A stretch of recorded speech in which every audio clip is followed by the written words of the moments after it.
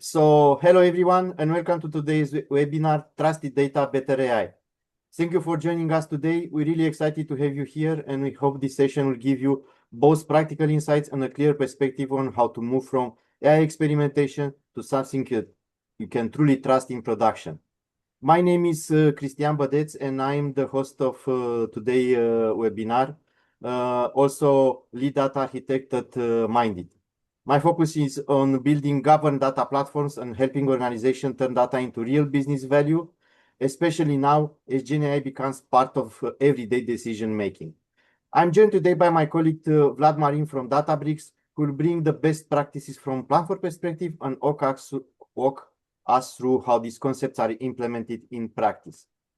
We are seeing huge interest in GenAI and agents, but many organizations are still having challenges or are stuck in adoption and using it more. And the core reason for this is simple. AI is only as good as the data and meaning behind it. We know that one of the challenges is trusting data. And if this is missing, then also the agents will not be trusted. That's why today's session is really about one thing: how trusted data and clear business semantics form the foundation for effective AI, especially for business-facing tools like Genie and Agentbricks, while also simplifying implementation. So I'll give now the microphone to Vlad to walk us through the best practices of the platform, of the Databricks platform. Awesome. Thank you, Cristian. This is Vlad. I'm a solutions architect at Databricks. I'm dialing in from Switzerland today, where I look after some of our clients in the health and life sciences space on all technical aspects of our platform, from data engineering to machine learning to AI. Before I dive into today's presentation, I want to spend just a minute talking a little bit about the agenda. Today looks as follows. We will spend the first 30 minutes or so talking about why governance means faster delivery and what data we have to back that up. We'll also talk about the foundational capabilities that one needs before even starting to think about AI. We'll then move on to introduce a special kind of agent, which is the AI BI Genie, our conversational BI solution, and why that is best on governed metrics. We'll also talk about building agents with Agentbricks with a big focus on quality-driven development. And then I'll hand over to Cristian to walk us through the architecture that sticks and a nice end-to-end demo to tie it all together. And in the last bit, we will close off with the recipe for what it actually takes to move from prototype to fully mature production application, and a recap of the key takeaways from today. If all that sounds good, let me start off by calling out this recent article that we published called State of AI Agents. It's a report that's built on usage data from over 20,000 organizations worldwide, including more than 60% of the Fortune 500. If you're interested in reading it, head over to the link on the slide and download it. I promise you it's a good read. This is not a focus for today. I'm just calling this out because one of the key findings here, and there's a lot to unpack from this report. However, one of the key findings revolves around quality and governance side of things. And what we learned are the three following patterns when it comes to top performance in the industry. First of all, teams that use evaluation tools systematically get about 6 times more AI projects into production. And when they also have more formal governance around data and models, that number actually jumps to over 12 times. Top performers also standardize semantics with capabilities like certified metric views and lineage in Unity Catalog, which we'll be talking more extensively about. So KPIs are consistent across the different consumption surfaces, whether that's dashboards, whether that's conversational BI tools like Genie Spaces, but also different external downstream consumers like apps. And finally, top performers treat evaluation as a product requirement. They don't treat it as an afterthought. So they use tools like MLflow to define evaluation sets, to define judges, and to define their promotion gates. Now, without a governed foundation, a few things happen very, very quickly.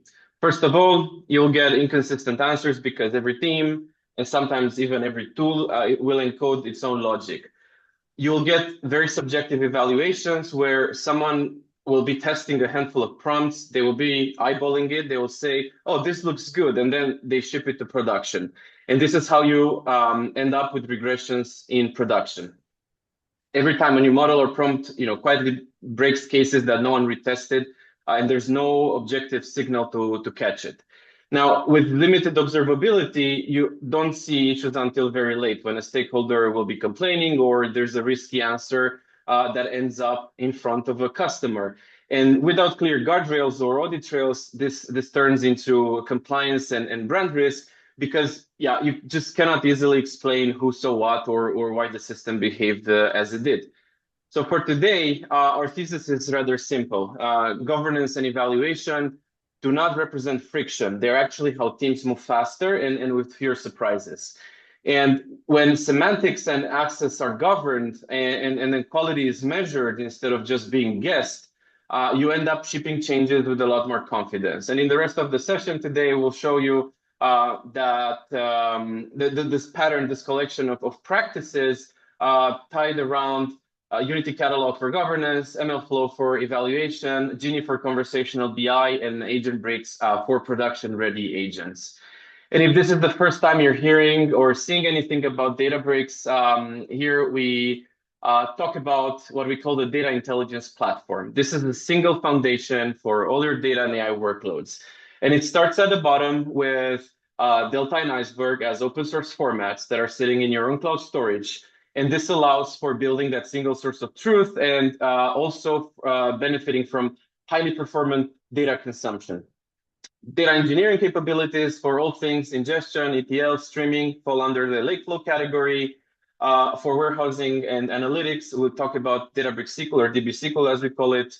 Databricks apps for secure data and AI applications. And then we have Lakebase as our serverless Postgres offering for transactional workloads and agent state. Agentbricks for agentic AI and machine learning, all things AI. And then finally, AI BI for analytics, including our conversational BI capability called Genie. So you have all these different use cases from ingestion to serving to apps to AI and machine learning for all the different types of data and business persona, the data engineers, the data analysts, business end users, data scientists, and even your C-level executives. And if you're wondering, Vlad, didn't you just miss one of the key capabilities here on the list? You're right. There's one thing that's missing, and that is governance. And governance, Databricks we address with Unity Catalog, which is a fundamental set of capabilities that it's its own category. And because it's not only such an integral part of our value proposition, but also what we think a non-negotiable part of a modern data and AI platform, I'll actually be spending a few minutes talking about it and how we see it. Now, though everyone understands its importance, governance of the entire data estate is really hard. And that is because in most organizations, data will be spread across different sources, systems like databases, data warehouses, data lakes, and even other catalogs. And you end up with this fragmentation across the different data formats. You'll have Delta Lake, you'll have Iceberg, you'll have Parquet, you'll have arbitrary file formats, proprietary formats, and many solutions out there in the market only work with one or another, which actually causes a lot of fragmentation of the ecosystem. So you end up having to choose one over the other. And finally, it's not just about structured data in tables, but it's also about unstructured data and semi-structured data in files, as well as other assets like machine learning models, like notebooks, like the dashboards that also need to be managed and governed. And then this creates silos across the estate. This creates silos across the different sources, across the different formats, across the different assets. And this causes challenges from a governance standpoint, of course. You will end up with fragmented governance for data and AI, which makes it hard to manage access policies, audit, monitoring, observability, and lineage across the silos. There's lack of open connectivity, which means it's hard for consumers to access and share data and AI across different tools. And then finally, there's no built-in intelligence for consumers to easily discover, to understand this. Diverse data and AI assets across different silos and get domain knowledge specific to organization, which leads to heavy reliance on technical experts. Now, Unity Catalog is our answer to end-to-end governance, and I promised I would spend a couple of minutes on this because this is so important. And Unity Catalog is not just another feature in the platform. It's really a foundational set of capabilities that everything else is sitting on. It's our unified and open governance layer for structured and unstructured data, for machine learning models, for metrics and business semantics, for files, across the different open formats that I described before, Delta, Iceberg, Parquet, and even across clouds. And unlike traditional catalogs that mostly stop at tables in one engine, Unity Catalog spans actually all of these different pillars of governance. And more concretely, it comes with fine-grained access controls, so you can control who sees what at their granular level, with features like row-level security that you would expect, column masking, and attribute-based access control policies, plus, of course, AI-based classification to help you handle sensitive data correctly, like PII and PHI. And out of the box, auditing means that the platform captures all platform interactions so that you can maintain a strong compliance posture. On top of that, Unity Catalog lets you discover other data and AI assets, so not only on Databricks, but also on federated sources like Snowflake, like Redshift, AWS Glue, and many others, whether these are enterprise databases or SaaS platforms out there. And when you need to collaborate, then Unity Catalog supports both internal and external zero copy sharing, so that different teams, different business units, or even different companies and different companies across different clouds can actually share governed data without copying it around. And two of my personal favorites here are the built-in lineage and the quality monitoring for both data and AI. And that is because we understand that the proof chain really matters, and particularly in regulated industries. You want to be able to trace a metric or a model or any data point all the way back to its origin. And you want to know when model quality then is drifting, so you can, for example, trigger a retraining pipeline. What I really like about Unity Catalog is that out of the box, it also captures all operational metrics, things like usage, compute, lineage, audit. All of these things are exposed as tables. So you can build AI-powered observability dashboards on top, and a lot more. And finally, because Unity Catalog is managing all this metadata, your business semantics and context become a real competitive advantage. They are encoded and quote unquote and reusable instead of living in people's heads. And finally, maybe worth mentioning as well is that Unity Catalog is truly open as well. We've open sourced it some time ago and implemented a whole bunch of different open APIs like Iceberg REST Catalog APIs, so that external engines like Snowflake or Trino or other Spark engines out there can read governed assets without having to copy data, which also means that we keep those switch costs very low. Now, you can think of Unity Catalog as the brain of your data and AI estate. What it does, it centralizes memory, if you want to play into that analogy. So metadata, business semantics, audit logs, usage, lineage, it's all quote unquote memory. It also handles perception. So things like search and automated column level lineage. So end users can actually access and discover the data. And it also provides motor control, so policy enforcement and secure sharing. And if you think about it structurally, all it does, it gives you a governed namespace, right? It gives you catalogs at the top. Unity Catalog has multiple catalogs that contain schemas that then contain all the securable objects like tables and views and files and models and volumes and so on. Now, we talked about governance, and I want to bridge the gap between we have a lot of data and we can trust the answers that we get, because the reality is that the raw feeds like customer data, transaction logs, marketing events, any kind of data source, these are all necessary, but they're not sufficient. So if I ask, what's our revenue per customer segment for fulfilled orders since January 1st, I need short definitions for what fulfilled means, what counts as revenue, which tables to use in the first place, and what is a customer segment. And without that shared business context, every team will end up inventing their own version. And now you have dashboards, you have answers downstream from your agents that are telling slightly different stories. And this is where I'll be focusing for the rest of the section. And this is about how we move that context into Unity Catalog as business semantics. So the same definitions are actually reused everywhere. And then we can layer governance and evaluation on top of that. Because even with great plumbing, getting a simple question like, what is our run rate ARR right, can be surprisingly hard.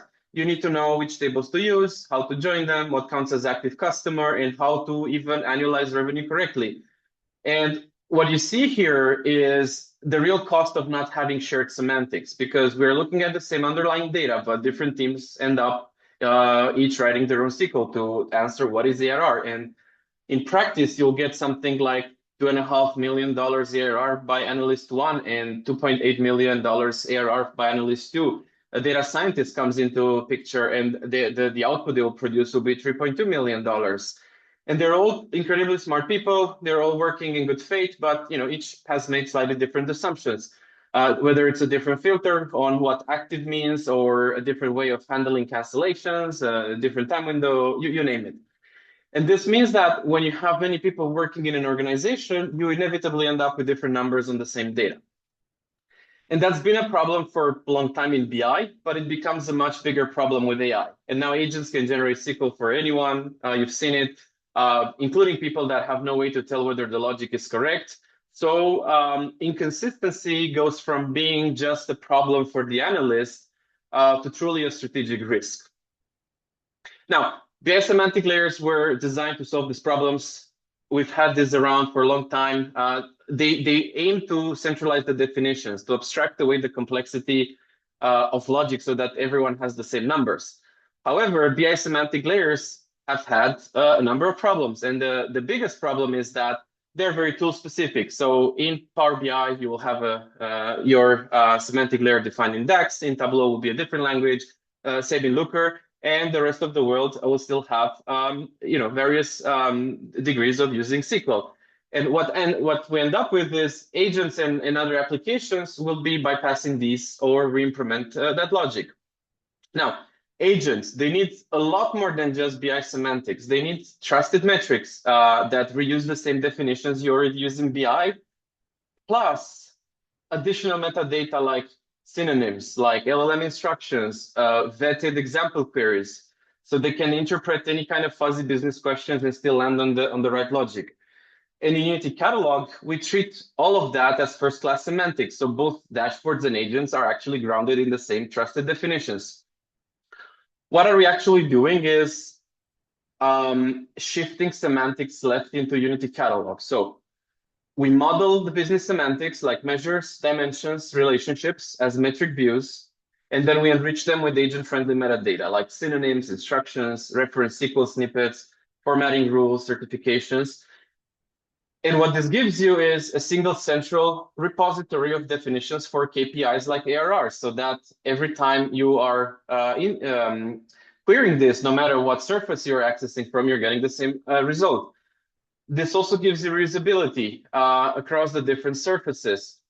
This also gives you lineage from raw tables into the metrics, into the downstream surfaces. And because all of it lives in Unity Catalog, now you can govern and certify metrics in one single place. You get a semantic layer that works for both traditional BI as well as agentic AI, including Genie and Databricks, which we'll be talking about in more detail in the coming minutes. Now, once you've got governed data and unified semantics, the natural next step is, what if everyone could just talk to the data instead of fighting with dashboards in SQL? And this is where API Genie comes in. And you can think of it as a conversational interface that's built on top of this governed foundation that we were just talking about. And Genie is sitting here at the top in the AIBI category, or agentic business intelligence. This is still BI, but in the era of AI, hence the name AIBI. And there's a lot more to it, but today I will only talk about Genie. Now, Genie is effectively conversational analytics built right into Databricks. What it does is letting business users literally talk to the data. They will ask questions in natural language. Genie will generate SQL over Unity Catalog tables and metric views, and then it will return tables, visualizations, and natural language explanations. And because it's accessible from anywhere, whether in Databricks or outside, every user can explore data as easily as having a conversation. Now, Genie is implemented as an ensemble of specialized agents, like a planner that figures out how to answer, a SQL generator, a visualizer, an explainer that summarizes what the numbers mean. And it will be using all the context in the data intelligence platform, like Unity Catalog metadata and semantics, your existing dashboards and query history, and also Genie space-specific knowledge, like example queries and instructions and trusted functions. And it will answer and ask clarifying questions when needed, and it will constantly learn and try to get better. You can think of it as a curated product that's tailored to your data and to your unique business context. And with a few iterations and with some domain expertise that you have to bring in from the business, you can confidently share this even with your C-level executives to ask questions in natural language on top of your enterprise data. And just like with everything else, governance is built in with Genie as well on the Databricks Data Intelligence Platform. Every query is enforced by Unity Catalog access policy. So that means users only see the data they're authorized to see. You get monitoring, so you can review questions and answers and capture thumbs up, thumbs down feedback to harden the space, but also more qualitative kind of feedback. And because Genie is integrated with Unity Catalog business semantics, it uses your certified metrics under the hood. So that's how that ARR I was talking about earlier in a Genie answer will be matching the ARR in the dashboard and your executive report. So that wraps up Genie. And before we go into the demo, I want to shift a little bit from analytics to agents, where three big challenges pop up. There are three main AI adoption challenges that we're seeing. First of all, no governance over data, over models and agents means that agents can access or act on things without strong policies or traceability. And in a lot of stacks today, agents don't have native unified access control across all the different data and models that they touch. And this means it's really hard to answer simple questions like which agent is calling which model over which data and on whose behalf. And there's no traceability. So it's very easy for an agent to accidentally surface sensitive information like an HR bot pulling CEO salary or severance details. Also, what this means is there's inability to reason on enterprise data. Agents will often miss critical context, will be pulling the wrong documents, or just misuse tools. And without understanding the schema and the business concepts, they end up pulling, or missing key documents. And it's not that, the model is bad. It's that it's missing the context and the semantics that Unity Catalog can provide. And the third adoption challenge is there's no systematic way to measure and improve quality because behavior is hidden, evaluations are ad hoc, and unsafe outputs might slip into production. And that's why you see so many agent pilots that actually don't make it into customer-facing scenarios because stakeholders simply don't trust them yet.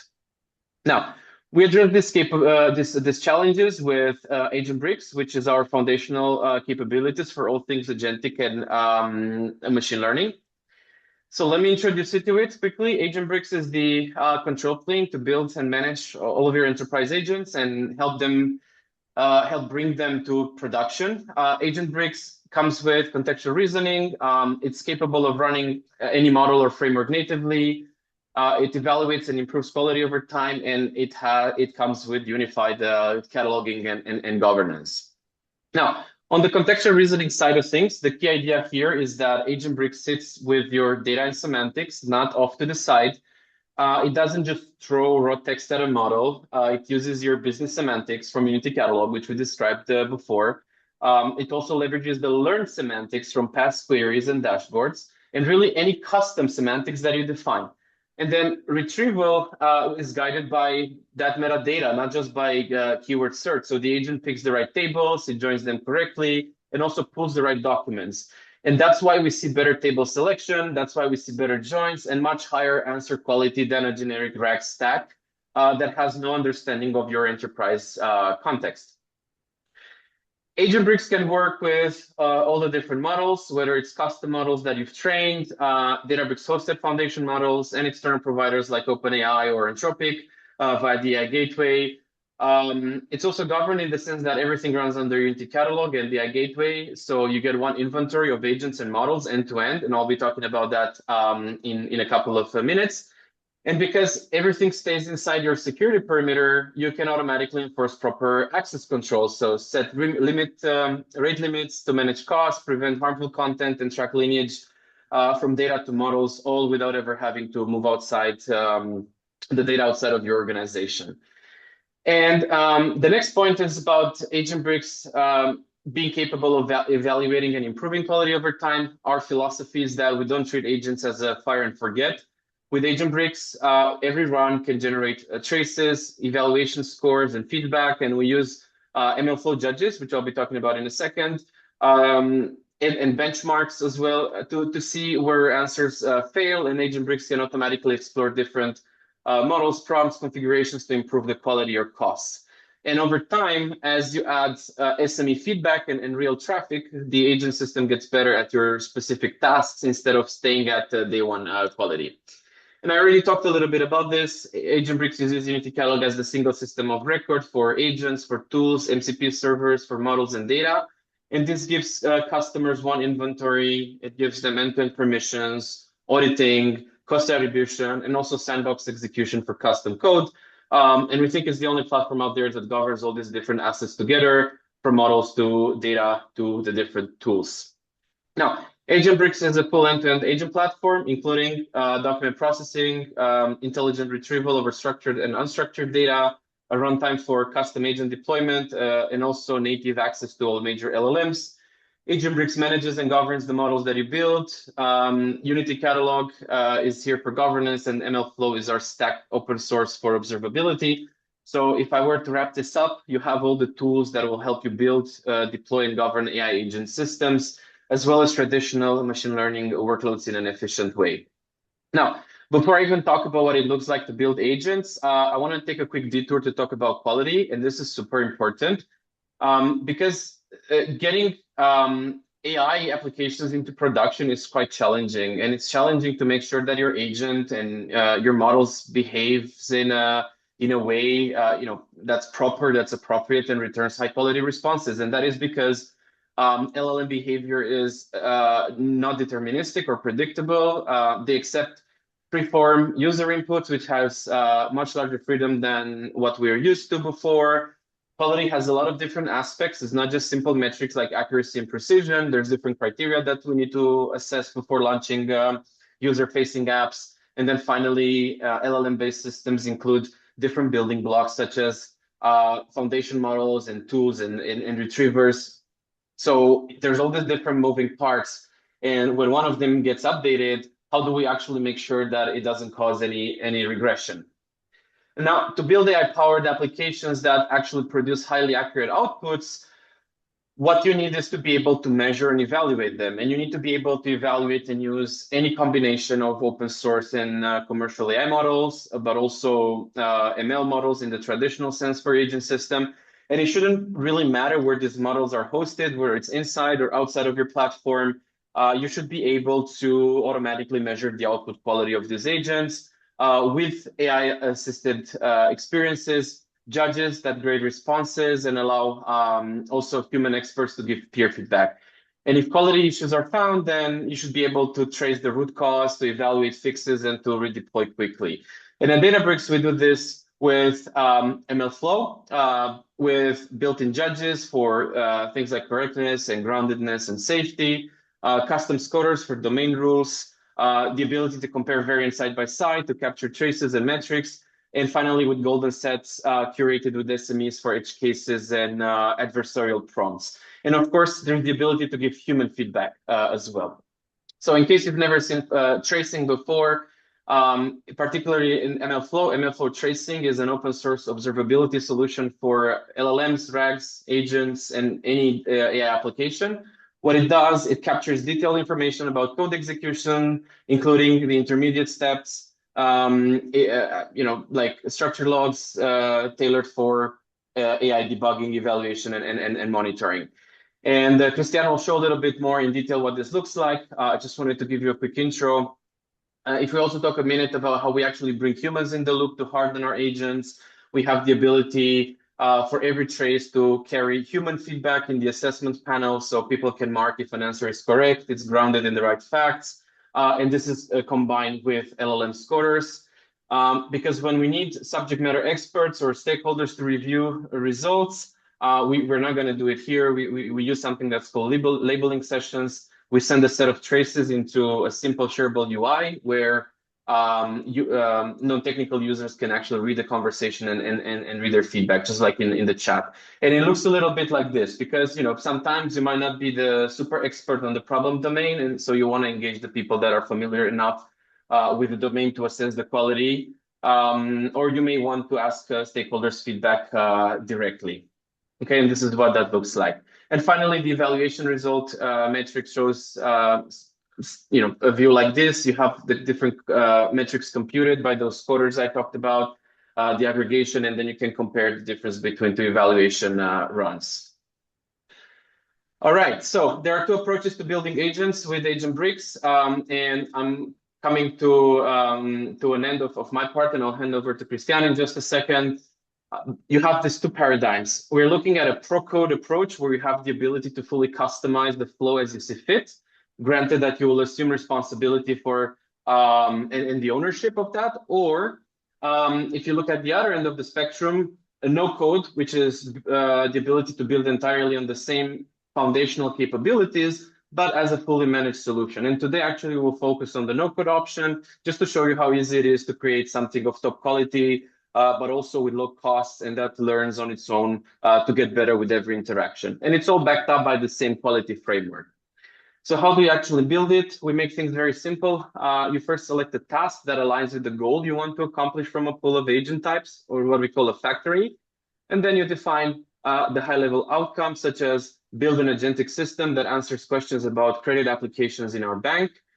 Then Agentbricks will create the judges and evaluations. It will optimize with the latest models and techniques. And then finally, it will help you choose the right balance of quality and cost. And we will help with agent learning based on human feedback so that you can easily and continuously repeat this process to keep improving. And with that, I would like to actually hand it over to Cristian to walk us through what does this look like architecturally and walk us through an end-to-end demo of this solution in practice. Cristian, over to you. Thank you, Vlad. Let me bring to life what you said. So,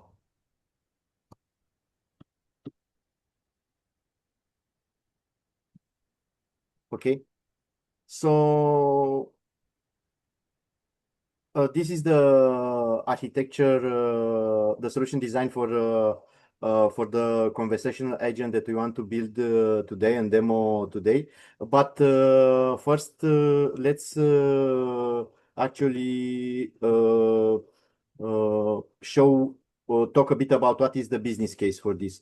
So in this scenario, we are looking at the credit application process where a team across the business, whether it's a credit application analyst or a call center agent, an operation manager or someone from another department needs to access credit application information. So accessing this information can be time consuming, can be fragmented, requires people to navigate in the applications through multiple screens, or you need to also read some documents for this. So the solution that we are exploring today, as I said, it's a conversational agent. It will consolidate the information and it will deliver it in a very easy to use interface. So it's no longer needed for the end user to gather all this information. The agent will summarize the information and provide a response quickly. So now talking about the solution design, as you can see here, we have a Databricks application where the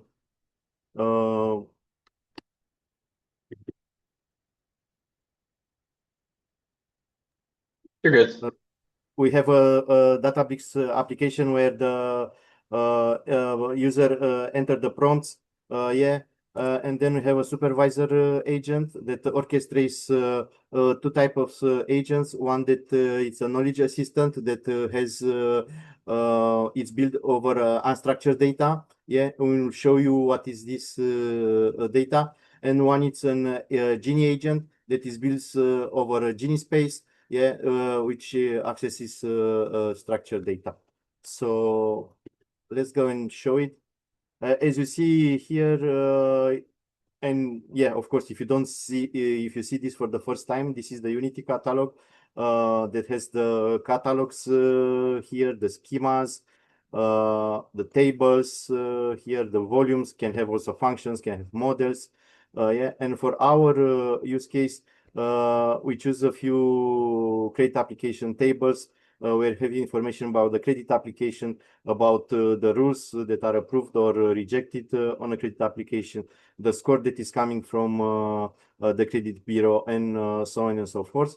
But let's see how this looks like.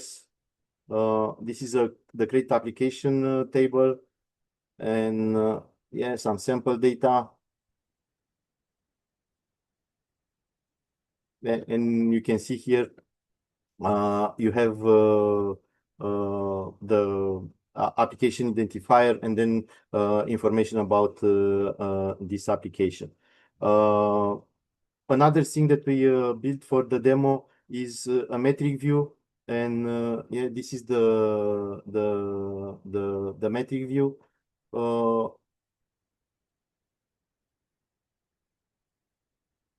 It looks like yeah, a bunch of tables that are connected between them. Let me show you in the UI how it looks like.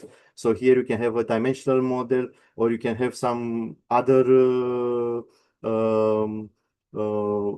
models joining the tables here, and you can define dimensions and measures. So I defined here a bunch of dimensions and only one measure, the number of application. But the idea is that here you can define that language that everybody in the organization talks. So, and yeah, it will be a unified way for everybody to have the same meaning of the data. So let's go further and look also on the unstructured data. So unstructured data here, it's in a volume. And as you can see here, we choose a few documents for the credit application, where we have the most important on the credit application documentation, which is actually defining the solution, the tables, the columns, the descriptions, also the rules that the credit application rule engine uses, and also some other documents like internal operation procedures, which describes what you need to do in different scenarios, if you need to review it manually, and also the escalation process, and so on and so forth. So, and yeah, as you can see here, let's see one of them. Yeah, this is the internal operation procedure, quite a lengthy document, but yeah, as you can see in here, we have all the information needed for the operations that are needed for the credit application. So if we are going back to the architecture, we talked a bit about the right side here, about the data. Now let's talk about the knowledge assistant and Genie agent, and show you how easy it is to do it. So we have here the knowledge assistant agents. Yeah, let's create a knowledge assistant. Yeah, test. Yeah, I had some description.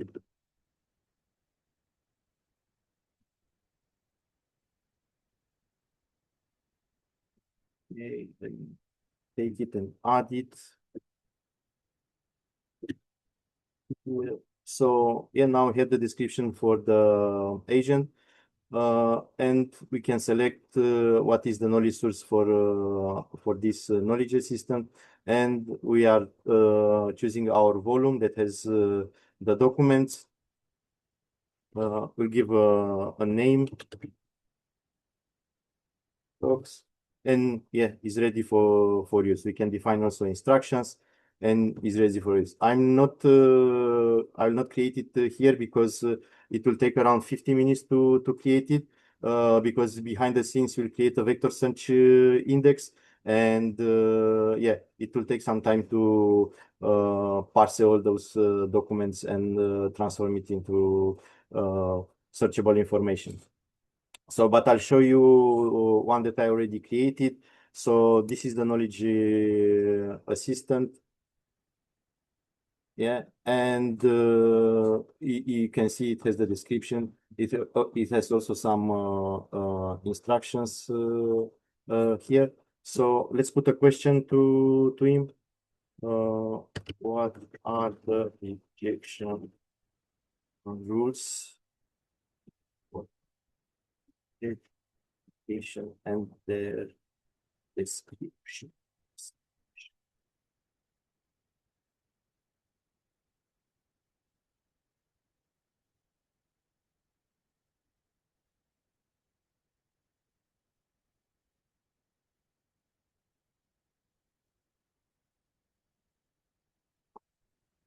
So as you can see, it already gives us the information. It's querying the documents, and yeah, here we can see also what are the sources for each of the each part of the answer.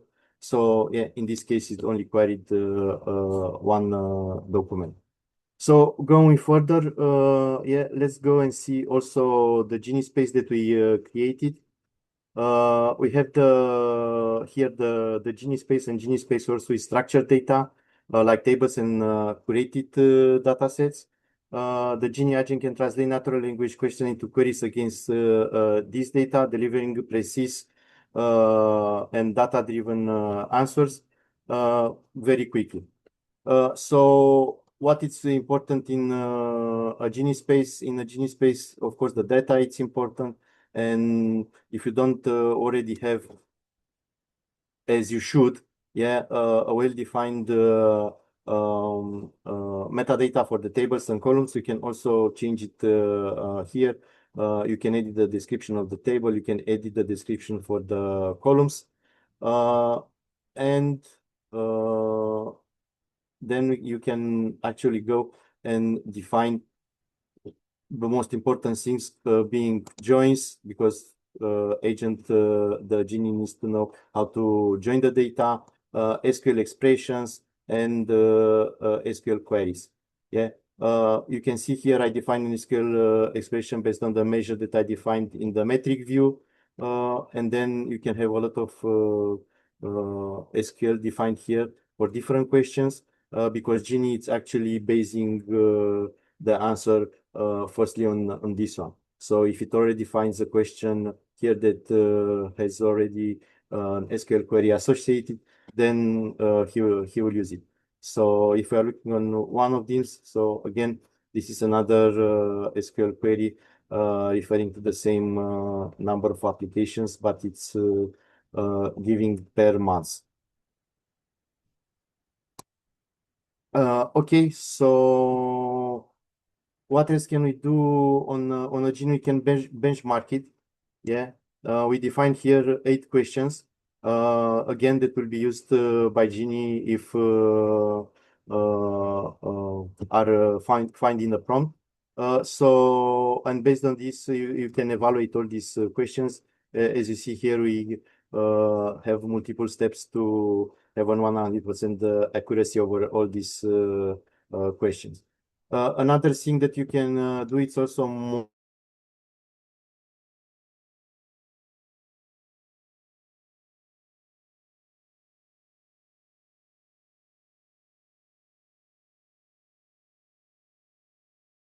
this Genie space. So yeah, and you can take to look on one. Let's rerun one of it. And as you can see, you can give yeah, as you can see here, he queried the table and give us the number of application per month. And you can say, tell here if the answer is correct, if the answer is not correct. And of course, here you can also look to find out if there is any drifts to be able to do any corrections or maybe add new queries or SQL expressions. So this is about Genie. So now we are here on the supervisor agent, and the supervisor agent orchestrates multiple agents, allowing a single user prompt to be sent to both the knowledge assistant and the Genie agent. So it intelligently routes and aggregates the responses, providing a unified seamless answer. So let's look on the supervisor. It's also pretty easy to create one. So if we build a supervisor here, we can let me take the description.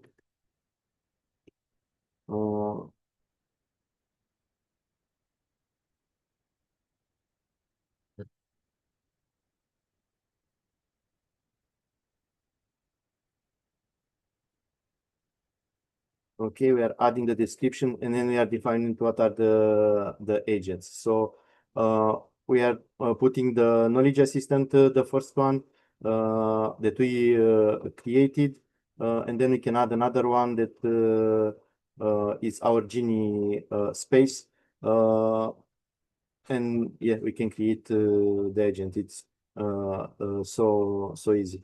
I'll not create it because again it will take 2-3 minutes. So let's go and actually query this supervisor agent. Let me take a question because I have a prepared question for this. Okay, so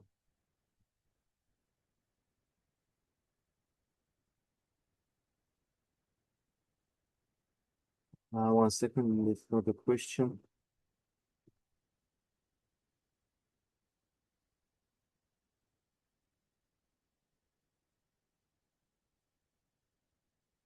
Yeah, this is the question. Let's see what it answers.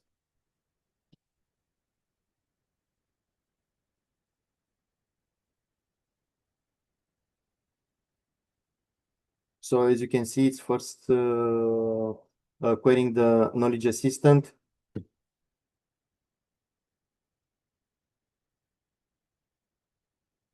Yeah, it's giving the uh, evaluation logic and some other thresholds that it's finding, and then it's querying the supervisor agent to tell us how many applications were rejected by those rules, by the rule reg 02. Yeah. And again, you can see the sources as I show you here from the documentation. You can see also the trace here. Yeah, this is the trace with the inputs, and you have also the answer. Yeah, this is the answer from the Node.js system. This is the answer from the Genie space. What you can do further now, you can do because it has an experiment associated, and we can look on the experiment where you can see all the traces for this agent. And here we can define the judges. I defined only 2 judges, the relevance to query and a safety judge. And as you can see here, these are evaluating our traces, yeah, our prompts. We are not seeing for the last one that I actually put it a few seconds ago, because yeah, behind the scene there are some jobs that are running quite often. Yeah, and they are doing this kind of metric tracing and also metric calculation, and also archiving the conversations. And you can also define evaluation data sets. You can add the records here, but if you already had some session with the business and you have prompts that have a good answers. You can choose from the prompts here. You can choose multiple traces, and you can add it to the evaluation data set. Yeah, export, and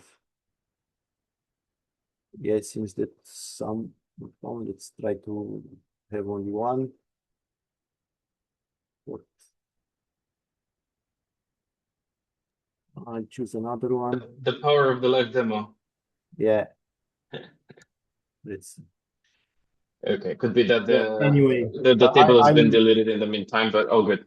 Yeah. Anyway, yeah, I can add the last one. Maybe let's add the last one. Yeah, and yeah, you can find it here in the dataset. It's the first one, and you can run the evaluation dataset. You cannot run it directly from UI, but you can take this code that is generated and put it in a notebook and execute it. And then you'll be able to, and based on all of this, you can also see some metrics over this. What are the requests? What is the latency? Assessment per each judge, and so on. So yeah, I think now the last thing is to go and look also on the last part, which is the Databricks application, because it provides a ready enterprise chat interface that lets user interact with the data in a natural way. So it simplifies deployment.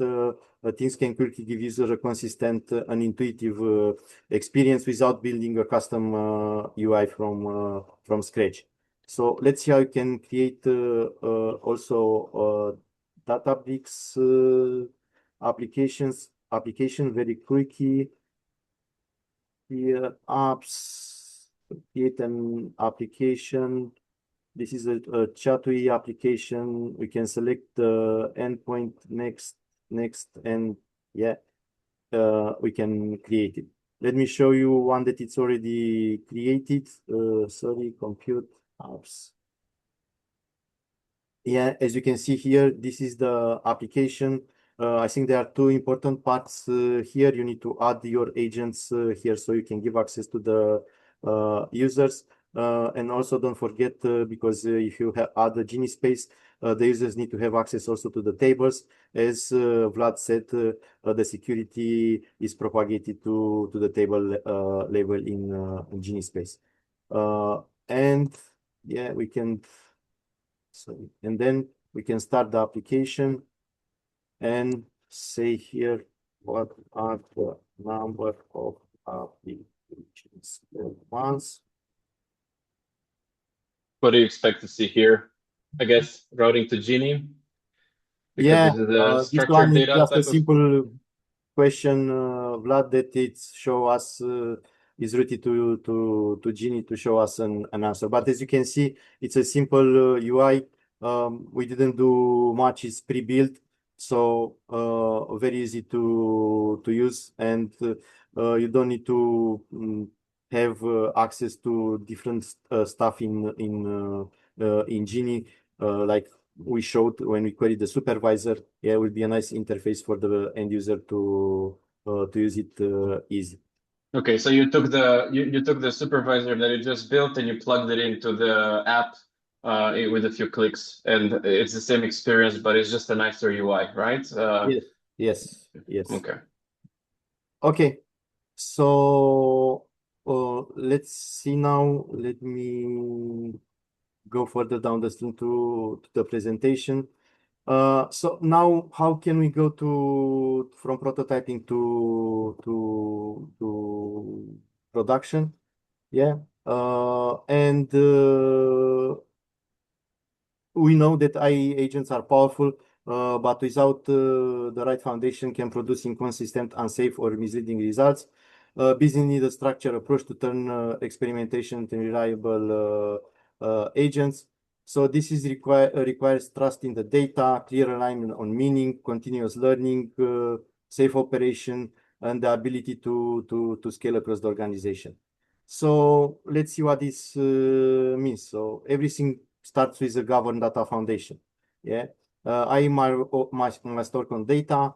that organization trust, being structured data or unstructured data. So this ensures that agents are routing data that the business already recognizes as valid and compliant. And this is what Unity Catalog is governed knowledge. On top of that foundation at business semantics, this is where we make sure AI and humans speak the same business language. It is not enough for an agent to query tables correctly. It also needs to understand what concepts, for example, like in our Create application case, what are approved applications. That requires defining certified metrics, dimensions, relationship, capturing semantic knowledge, and yet to be able for the agents to interpret the data and present it. It ultimately means semantics from an agent perspective, and as Vlad mentioned, you need instruction prompts, reference queries, formattings, and so on to be able for the agent to have a full picture. Of course, once the agents operates on trusted data and consistent, meaning the next step is evaluation and feedback. So here we measure how well the agents perform against expectation. And the outputs can be assessed using benchmarks, automatic checks, human review, and LLM judges, and so on. This allows organizations to detect quality issues, bias, or drift over time. For example, and the same type of question starts producing different answers. Because over time, things are changing, and you need to constantly evaluate and go back to see if you need to do any changes. In parallel, we need to operational guidelines and observability. And this is how agents behave in production. Guardrails enforce safety and control at runtime, such as filtering sensitive information, applying safety rules, and limiting usage through quotas or cost controls. Observability provides visibility into how agents are actually used, and it also allows teams to monitor agents' behavior continuously and intervene if something goes wrong. So organization can extend the same approach to additional use cases and teams. Agents and semantic definition can be shared and reused while still relying on the same governed data. So this makes possible to scale without fragmenting logic or losing consistency. So this framework is how we move from experimentation to enterprise readiness, from trusted data to meaning to continuous quality control to safe operation, and finally to scalable adoption. And now, what are the key takeaways from the webinar? As we wrap up, let's focus on the three big takeaways on today's webinar. The ideas they make AI agents truly valuable in the enterprise. First, a governed foundation is essential. When AI works on trusted, certified, and well-managed data, organization can have confidence that insights are consistent, accurate, and safe. This foundation is just about storing data. It's about creating a controlled, reliable space where AI can operate. Without this in place, every insight your agent produces is aligned with business goals, and stakeholders can trust the answer they get. Second, continuous evaluation keeps AI reliable and predictable over time. By monitoring outputs, collecting feedback, and detecting drifts early, organizations can ensure agents behave as intended, even as conditions change. This process allows teams to adjust instructions, refine semantics, or improve underlying data, keeping AI aligned with business meaning and improving confidence in every decision. Third, ready-to-use AI delivers both speed and impact. Tools like Genie and Databricks allow business users to interact with AI instantly without coding. This means insights can reach the people who need them faster, accelerating decision-making and unlocking value quickly. When combined with a trusted foundation and continuous evaluation, organization can have AI confident at a scale. So we help business turn this framework into reality, from establishing trusted data foundation to guiding AI adoption to operationalizing agents safely and effectively. We ensure organizations get the most of their AI investment. Our experience shows that when AI is trusted, continuously evaluated, and easy to use, it does not only generate insights, but also drives real business outcomes. In the end, it comes down to this: trusted data, better AI. tuning reliable information into better business decision. That's the combination of trust, reliability, and speed that truly makes AI a game changer for the enterprise. And with this, we'll wrap up our webinar and we'll go to questions and answers. But before doing that, please don't forget to fill out our feedback form. It takes you only 1 minute to do it. So let's take some questions. Any questions? There were a number of them in the Q&A I have been answering while you're just wrapping up. I don't see any more questions open.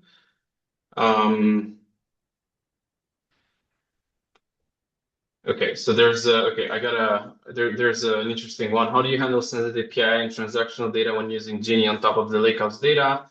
And specifically, how do you prevent prompt leakage or unintended data exposure? Right. So I think I can confidently talk about the first part first, and that's something that we address with. So when we talk about sensitive PI data, I think this is something that will be enforced both in transit at rest. So with Databricks, you have the ability of first of all, implementing column masking, row-level security, ABAC, the things that we discussed before, but also automatic PII detection. And then, of course, as part of the data engineering process, then you can either, I guess, restrict access or put this data elsewhere, or apply the right tags, for example, on top of it, right? And this then translated downstream with Genie. Genie respects the permissions of the principal that's asking the question. So whether it's a user principal or a service principal, they first have to have access to the data, in the structured data that is in Unity Catalog, and then the row level security, column level masking, so all the access policies, all the permission model will be respected. So then Genie will not answer, will not retrieve the question, will not send the question against the data if the user doesn't have access to that. So there's this two parts. And I see there's a question. Dan, if you have any questions, please leave them in the Q&A section. I don't know if there's another question that we didn't address, or I'm not seeing another question on there.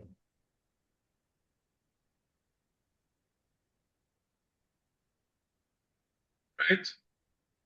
Some of the questions that I saw here, I already maybe covered during the demo, and you also cover like the one that I see a question here. How do we implement evaluation, monitoring, and drift detection in GenAI workflows to ensure consistent performance in production? So as we already said, you have tracing, you have LLM judges. You can also build custom LLM judges. They're not only use the built-in judges, but for doing a prototype, you can start with the built-in and then maybe go further down the stream with custom judging. Also, you can monitor traffic. Databricks also has AI gateway for agents, and there you can define the rate limits. You can define safety guardrails and so on and so forth. That's correct. Yeah, and I just realized, sorry, I kind of got sidetracked to that question. So I answered the first half of the question in two parts, but then there's the second half of the question, which is I think from Daria, right? How do you prevent prompt leakage or unintended data exposure? I think this also can be answered like into parts. So one is the governance part, and the other one is the guardrails. So on Databricks, all the prompts, all the traces, all the vector data live in Unity Catalog. So just like the first part of the question, access control is or access is controlled with fine-grained permissions, right? And audited just like any other table or model. So that mitigates any kind of like data exfiltration and leakage risks. And on top of that, we route the traffic through the gateway, the model serving part, right? So what Cristian was talking about. where you can enforce content filters, safety judges, and we avoid like echoing system prompts or sensitive context back to users. So the agent only sees and returns what each caller is allowed to see, right? So it's all about the basically governance. If I were to summarize it into one word, I hope that that answers your question. Okay, I think we are a little bit over time. Appreciate everyone that stayed over. I wanted to say thank you for the opportunity to be here and for hosting us, Cristian and Minded team. I'll hand it over to you, Cristian, if you just want to wrap it up, and then I think we can say goodbye. And happy to answer some questions also online out of this webinar. Yeah, thank you very much for your participation. I hope you now had a little bit of knowledge about Genie and Agentbricks and how all this can help your organization to have conversational agents that can bring data to the user in a very easy and quality way. Thank you very much. Have a great day, and We'll see you next time. yeah, we'll see you next time.